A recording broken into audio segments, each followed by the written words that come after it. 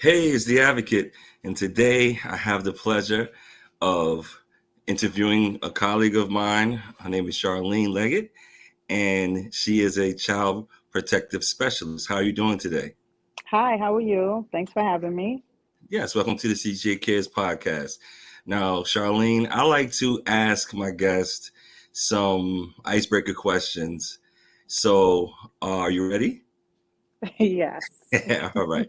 So, I think that as a healthcare worker, right, that we are there's different fields and branches of it, and you know, I think that we're superheroes, right? So off the bat, just to get this question out the way, if you had to pick a theme song as a healthcare worker for yourself, what would that theme song be?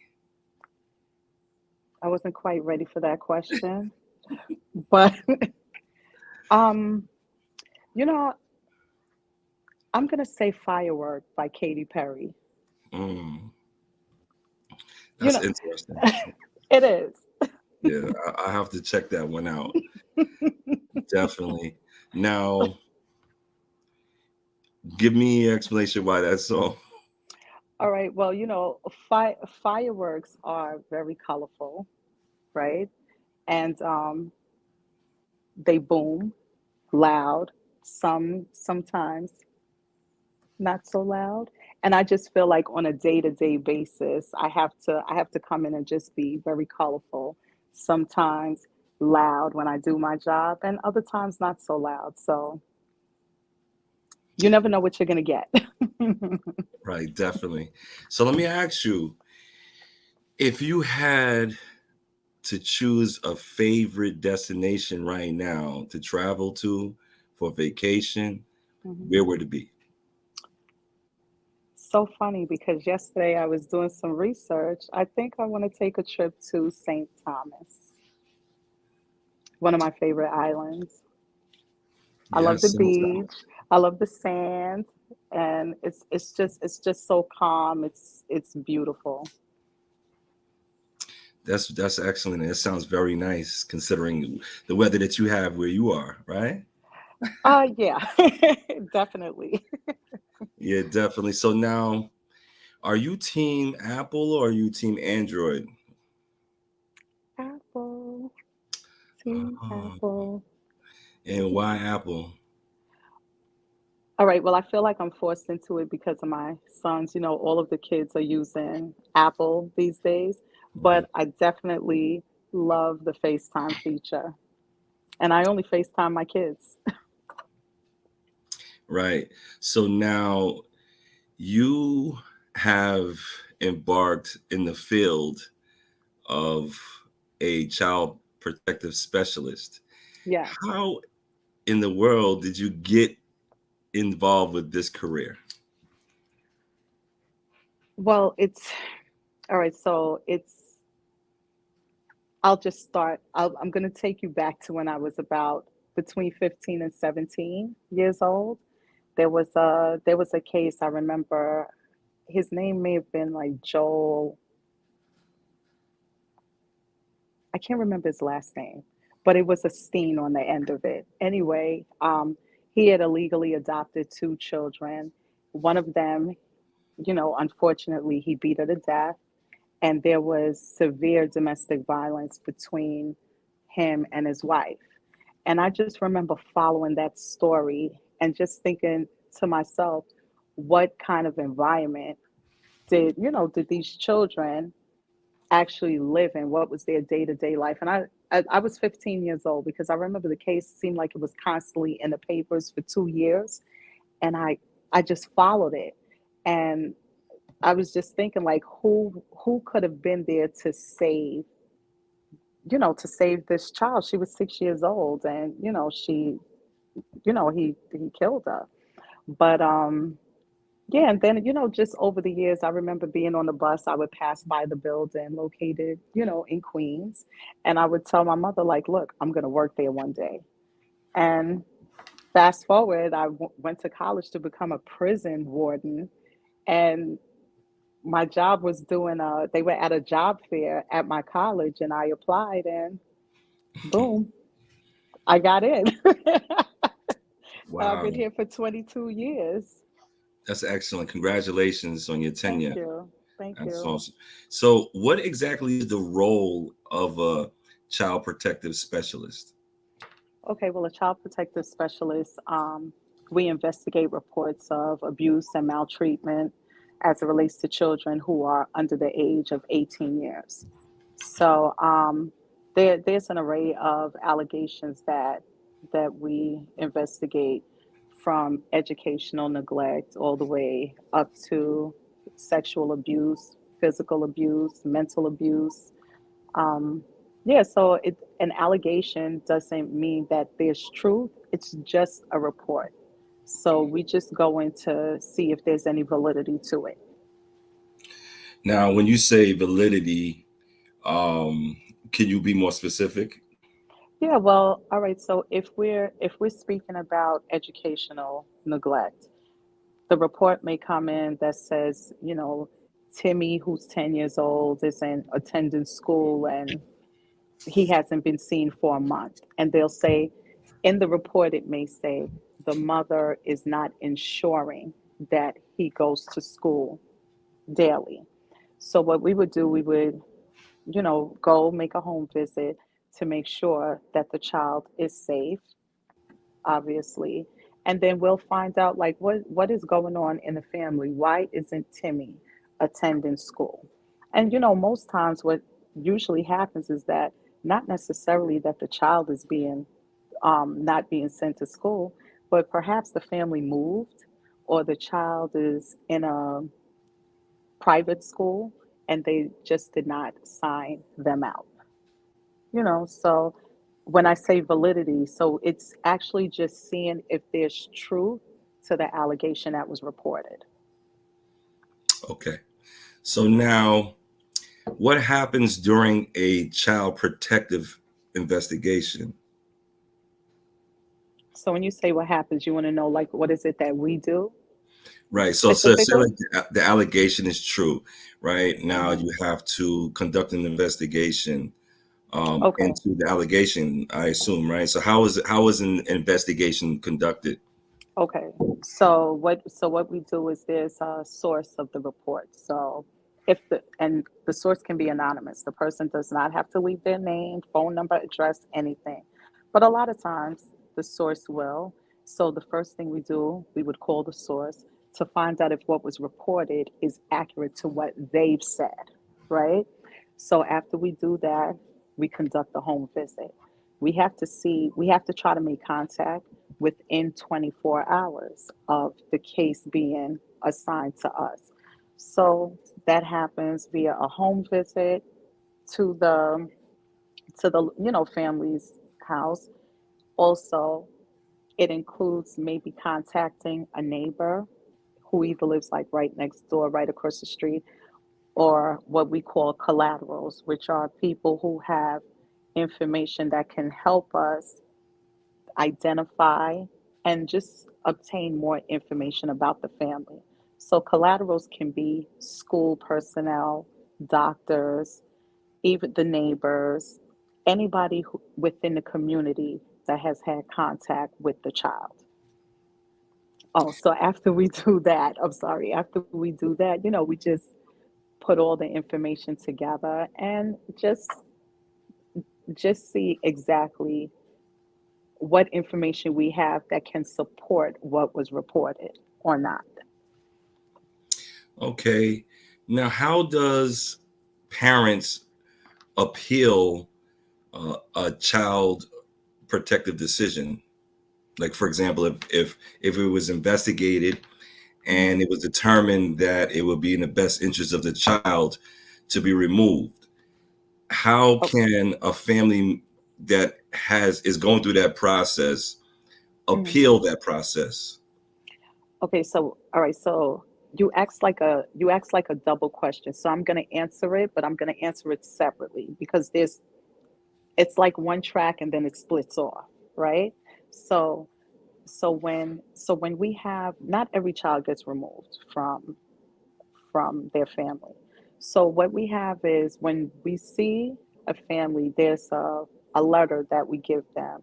We call it a notice of existence. And what it does is it notifies the family that there's a current investigation into their family. On that letter, there's an address that they can write to if they want to appeal our child protective decision. So then it's really them writing, and I feel like they have maybe 90 days, after our report, to write to the state to appeal the decision. And at that point, someone else outside of, my office or whatever reviews the decision. And from there, they'll see if they're going to keep it, if it remains our decision, or if it's overturned, right? So that's one thing.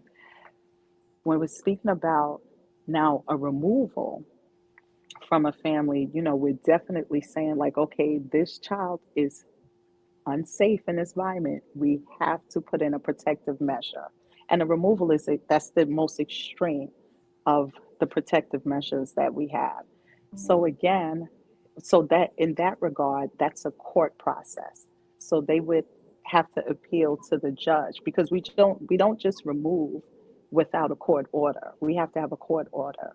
So they have what's called, I think it's called a 1027. I think it's a 1027, where they're asking, like, okay, wait a minute, Your Honor, let's have like a mini trial, because I would like for my child to be returned home. And that in and of itself is a process also. Mhm. Yeah. Okay. Now, here's a disclaimer. So, about 10 years ago, I worked with CPS Hmm. and assisted family members in getting their child back. So, I would be a part of these meetings with the families, Yes. right? And speak on their behalf and Hmm. advocate for them Yeah. in that capacity, um, about the parenting, essentially, Hmm. to help them to get their child back into their Right. custody. Hmm. Can you help dispel a rumor that basically CPS is there to take the child away? What is really CPS doing? What is the role that CPS is playing? Well, that's a good question. So I know back in the days, maybe like in the 80s, and it was funny because when I first became a CPS worker, they used to they used to have this saying, when in doubt, pull them out, right? And that was, if sometimes what you read on black and white, it seems so much more worse than what it is when you get there, right? But a lot of times people just acted without having, the information in front of them. So they now it's more family oriented. So we don't want to remove children unless it's an extreme circumstance. So what we do now is we go in, we speak to them, and just try to figure out a way how we all can work together to keep the families together. So now we're very service driven. Whereas before, you may have a parent who's suffering from alcoholism or some, drug use, and before it would be like, oh no, this environment is so bad. But now there's so many services out there. So we make a lot of referrals for these families to be able to address whatever deficits may be within their home. Can you speak of a case where you did actually have to remove a child from the family? So many. All right, so my role right now, I'm a supervisor. So I have not conducted removals in years, right? But there's a case that always sticks out to me. I used to work in a sex abuse hospital unit. So there was a baby had been born, and his mother was a severe, like she just always suffered from drug use. And she had, I think that baby on my load was her ninth child that she had given birth to. Born addicted to, I feel like her drug of choice may have been heroin. And immediately we knew that this child was going to be removed. This mom never even met the baby. Like she gave birth to him and discharged herself from the hospital the next day. This baby ended up staying in the hospital for 6 months because he was very sickly and at one point they didn't think he was going to make it and he was going through withdrawal, you know, symptoms. It was that was tough because that baby when he was discharged to me and then discharged to a foster home. So, yeah. So when you say he was discharged to you, the baby was discharged to you. So in that moment, you had temporary custody. Right, as a CPS worker. As a CPS worker, yes. Are there instances as a CPS worker where a child may be in immediate danger and they have to be removed in that moment? And Yes. what is that process like? That process is a tough process. So what happens is if if for instance we go to a home and we see like, oh no, this, like I'll use the example like if children are home alone, which has happened when I was a supervisor. There was a two she was 2 years old and her mother suffered from mental health issues and the mom had a real breakdown and she left the apartment, but the door she locked the door of the apartment. And I feel like she left maybe in the middle of the night and the baby woke up screaming and the other people in the apartment building heard the baby screaming. But a construction worker who was outside working on the street saw the baby standing up at the window. So he immediately called 911. 911 came, but they call us also. So the workers are there. And, everybody's like, of course, this baby cannot stay there. So what they have to do is they have to call back. So they call me and they tell me what's going on. I then have to relay it to my supervisor. And it's when I say a quick meeting, I'm talking about a quick meeting of this is what we got to do. So when that happens, the child is removed and taken to the hospital, for a body check, and a well check to make sure that there are no other injuries. And then, the child is removed. But we don't just remove without trying to find mom or identify family members that maybe this baby can perhaps go with, or neighbors, because we can also place children with neighbors too. Interesting question for you, right? You're a Okay. supervisor, right? How in your current role are you providing support to your subordinates who are in the field dealing with these cases that are obviously very strenuous, right? And families are very like they're very opinionated when it comes to their children, Yes. and I'm sure it's very difficult work. How do you provide support in your role as a supervisor? Well, I always keep myself available to my staff, especially when they're out in the field. Like I have staff out in the field right now, right? So what I do is, especially if there's a problem, sometimes it's difficult to be able to reach. They're there in that moment. So oftentimes they'll say, "Oh, this mother's not letting me in. Oh, this mother's doing this one." So I always tell them, "Listen, let's give them a moment." And then I will, you know, tell them, "Okay, well, let's call Miss So and so." And then I'll speak. I try to come in with a calming voice and just to let the family know, listen, my staff is out there. This is a job that they have to do. And that they feel supported by that. And then the next day when they come in, we just try to process what what is going on or may have happened. Yeah. It's constant conversations and you know. I have another question for you. Now, I was looking at some data today in New York State, right? Okay. And I was looking at the number of occurrences of removals of children. And I saw that from age birth to age 5, that is the demographic of the child that is removed the most, right? So from Hmm. birth to age 5, um, that age group of children are getting removed out of the home, and the number one reason why was alcoholism. So, like, say the one of the parents were alcohol abusers, Hmm. and that's the reason why their case was to remove the child. What do you say about that particular demographic and those statistics? Well, I haven't seen the statistics, but what I will say is that when you're looking at that age group, that's a very vulnerable age group.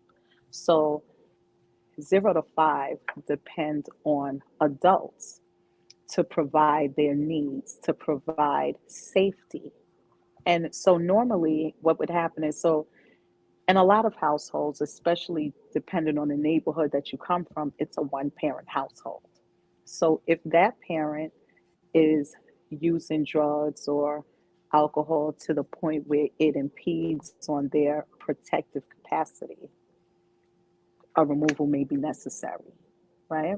So that age group there, we really zero in on that group because that's the group that has the smallest voice, right? So an infant can't tell you, "Oh, I'm hungry."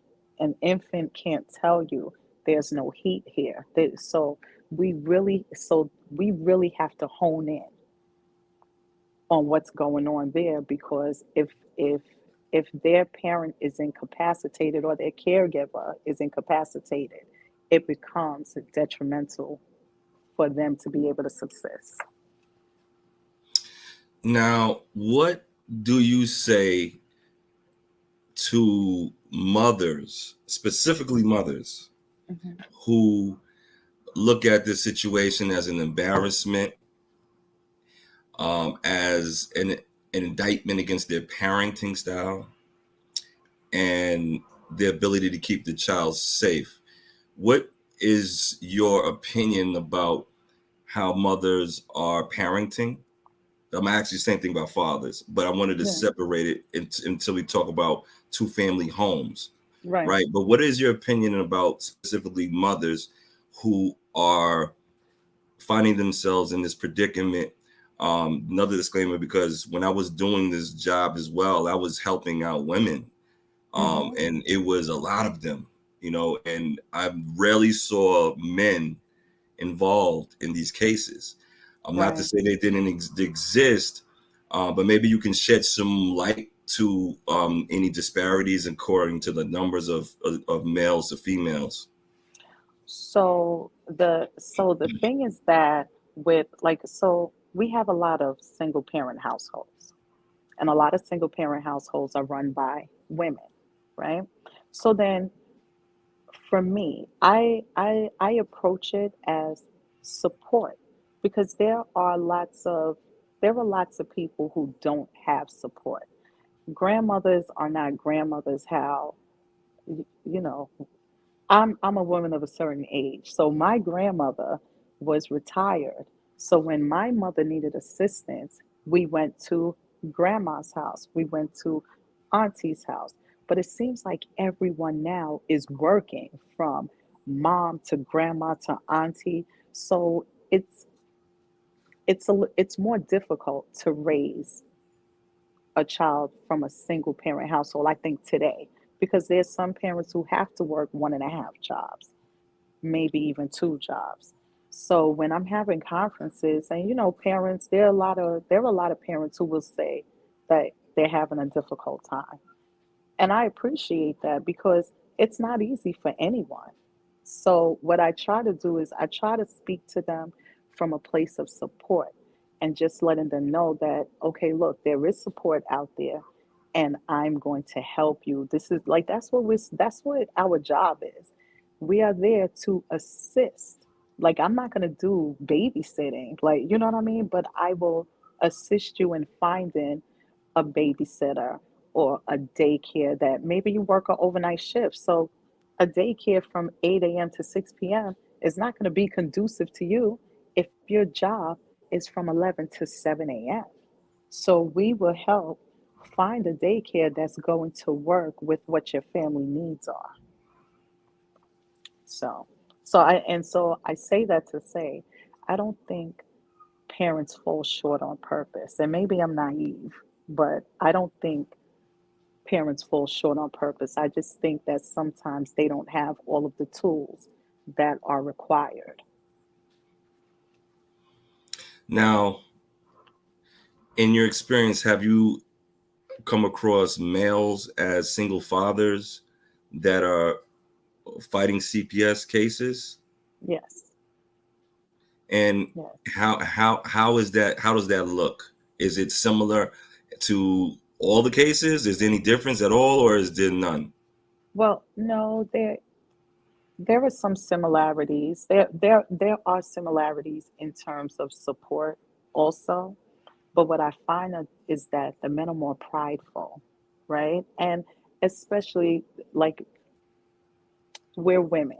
It's a lot of women that work here.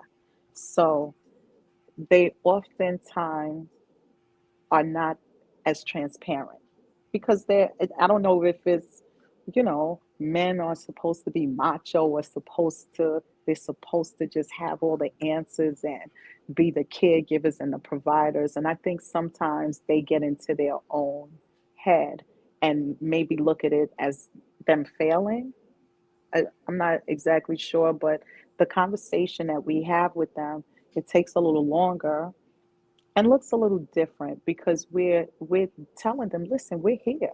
We are here for you and your family, but sometimes it's not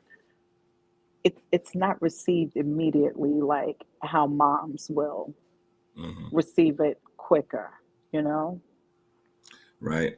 Now, one dynamic that I definitely have noticed in my experience is that the child is usually very, very forgiving of the parents. Yes. Of being removed. They don't hold them, normally don't hold it against the parent. Why do you think that is? Well, I'm going to tell you what I've learned over the years. No matter how good a home is, no matter, I don't want to use the word bad. I hate using that word, but it really doesn't matter. Children love their parents, and children will choose to be with their parents anytime, right? So it's and I love it. It's not even so much as being forgiven, but can you imagine just not being with the family that you know? You're being taken out of your family unit, mom, dad, brother, sisters, just plucked out and sent there where you don't know anyone. It's to me it's a no-brainer. I see kids all the time like we're like this house looks atrocious. But that's where the kid wants to be. That's their environment. You know what I mean? And you don't fault a child for that. That's they identify with their family. That's their roots. So that and they know that they know kids are just so smart. They know that they belong with them. So it's. Yeah. Now, we've discussed about the removal of the child from a home. Hmm. And, I know that as a CPS worker, you're not trying to remove the child from the parents, in a negative fashion, right? Right. But in the best interest of the child. Now, let's talk about how a child would be, get sent back to the originating family, right? Right. So the family the case is against. How does that process look? Well, that process is a court process. So once the decision to remove, comes, we have to take the case has to be taken to court, and the judge actually is the one. It's not CPS. People seem to think it's CPS that makes that decision. The judge makes that decision. We just make the recommendation. So, but that's based on information that we provide to the court, right? So, and it's all a process. And sometimes, depending on the cases, because every case is not the same. So some cases finish in court faster than others. So the judge will be the one to ultimately say, listen, this child will, will flourish better if they were home with their parents. However, parents, we want you to engage. I'm ordering that you engage in services to address your alcoholism, to address your drug abuse, to address your emotional abuse. So, courts will send children back home as long as the parents have agreed that they are going to address the behaviors that may make the child unsafe. That's good. Now, as a child protective specialist, you guys are working in the fields of, I assume, where is needed, the service is needed, and you would tend to maybe bump into these families, every now and again when you're not on the case. How does Yeah. that work? And then, what happens in those instances? Well, like I said, I've been doing this job for 22 years. And when I first started the job, when I was in the field, I actually worked in the community district that I lived in. So I would see the families in a laundromat, I would see them in a supermarket, I'd see them in a mall.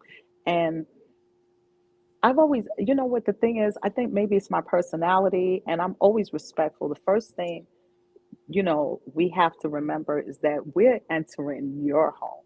So when someone enters your home, I don't care what it is, we're a guest. So and there's things that we have to do. Like our job requires that we have to check for the food supply of the home, check for electricity. I have never walked into a home and just flicked their lights on or just never pulled the refrigerator open. I don't live there. So, I always speak to families and I say, well, listen, I have to check for the food supply. I use my wit. I'm a little charming too. And, when I would see them on the street. They say, hey, how you doing? And I may stop and speak to them for 30 seconds, but not about their case. It's not a visit because they're people. They're real people. I'm a real person. I've Right. seen them with my children. And, it's always Mhm. from a place of respect. Yeah. That's So, good. mhm, Now, I know that, you've worked very hard, doing your job, being supportive. mhm. What do you do for rest and relaxation? Take care of yourself. Well, I don't think I rest much, but I like to go out, spend time with my friends, spend time with my family. However that may look, I go out and eat a lot, which maybe I should stop doing. But I like to work off. I feel like I have a lot of energy. So like even now I'm ready to just jump up and do something crazy. I don't know. But I like to go out and dance. I go out and dance and just try to work the stress out for the week and, anything that's going to make me feel good.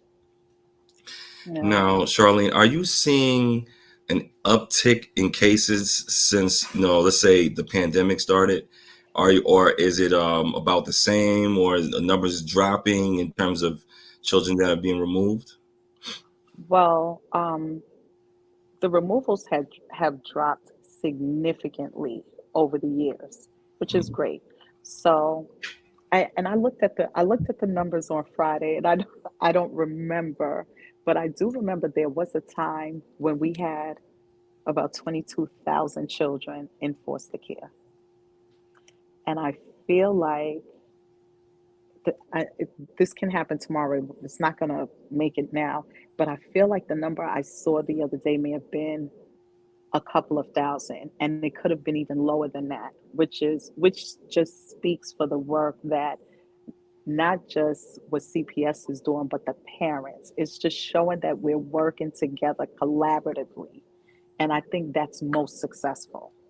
But in terms of now, the other question you asked about the pandemic, when the pandemic first hit, cases were not being reported because children weren't in school. We get a lot of cases from schools and mental health professionals because those are the people that see the kids the most. But remember, when everything was shut down, kids were inside. So Hmm. I remember one of the months, like I feel like it could have been the month of April 2020. The pandemic hit in 2020, right? I believe so. My unit received two cases for the whole month. Normally, we would get 3 to 4 cases a week, and we got two for the month. And it was scary. It was very scary because one thing about it doing this job, the recidivism with certain families, we see them, and like my unit may have the family, and a few months later, another unit may have the family. So when COVID hit and we didn't see certain families, it was a oh snap moment for us all. It was very scary. But yeah. Now, where did you get this passion from to be supportive of children who need these services? Well, I me when I was a kid, I thought, I had a really good childhood when I was a kid, a little kid. Hmm. That's 0 to 5, 0 to 5, even 5 to 12. Like you couldn't tell me anything, right? Everything was just perfect, colorful roses, whatever. My biggest concern as a kid was if my mother was going to give me enough so I could get some candy, chips, juice. It was like, what kids, you know, wanted back then. So I just always think about how I was happy as a kid, and I didn't ask to be here. My parents chose for me to be here. And so I just think once you make a commitment, once you make the decision that you are going to become a parent, it's your responsibility to really carry out that oath for that child to just be happy, to raise a happy and healthy individual who is going to be able to give back to society. So that's where my passion comes from. Like I'm team I'm team kids all day. That's good. I believe the children do need an advocate. They need help. They need all the resources that they can get, Yes, especially when now, you see the uptick with, children are catching COVID, and on top of maybe abuse that they're experiencing. So they have to deal with a parent that may not know how to take care of them and their needs. right, right. So it is a strong need for your services. Thank Where you. do you what resources are there for parents that may be involved in these type of cases? What is there any resources they can utilize? Always. I mean, there are a lot of resources as it relates to counseling, drug abuse. Now, I work in the city. So in the city, these agencies are divided into community districts from where you live. So not every neighborhood has the same agency servicing them. So what there are services out there. There are lots of services like the domestic violence cases. There's I'm just drawing a blank all over, but I know that there's Safe Horizon. Safe Mm. Horizon is an agency that's utilized a lot, and they assist with changing the locks of your home, assisting you to a domestic violence shelter if needed. There's also the Family Justice Center, which does the same thing, but it also helps immigrant families who may be undocumented, need documentation. and they help them navigate the system, navigate throughout the system. And it's just there are a lot of services out there that are very supportive to not just the parents, but to the children as well. Would you encourage others to become a child protective specialist, and why? Ab- Absolutely. I mean, I think to me it's a very fulfilling career. You don't always get rewarded. So like, my supervisor doesn't always come to me and say, "Hey, great job," right? Hmm. But I I know from when I'm speaking with my families, I have families that I've removed children 20 years ago, and they still come here and visit me. And I think that like that's the best reward. Or when they have babies, they come and say, "Oh, wait, Miss Leggett, let me show you my," and it's crazy because they know where to find me. They like I don't have any contact with them, and they know where to find me. And I think that's the most rewarding.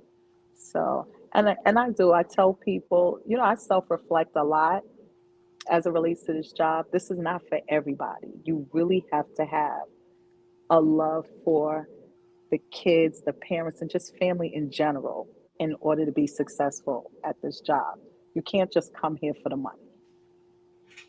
Right, that is so true. Yeah. Well, I just want to say, Charlene, that I think that your service is greatly needed.